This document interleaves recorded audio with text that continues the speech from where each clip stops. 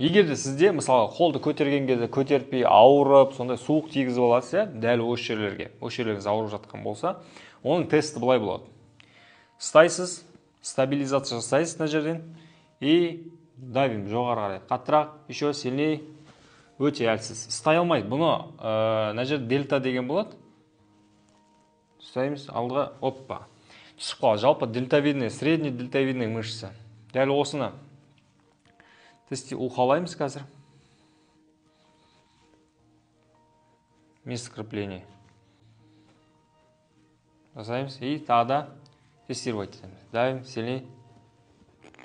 Уже іске қосылды, көрдіңіздер ма? Давим, сильней. Үстіне шығайын деп жатырмын, бірақ түспейді. Дәл осы мышцаларды іске қосасыз, уқалайсыз біраз уақыт, примерно 4-5 минуттай. Уже ауырғаны қоя бастайды. Бұл кинезиология.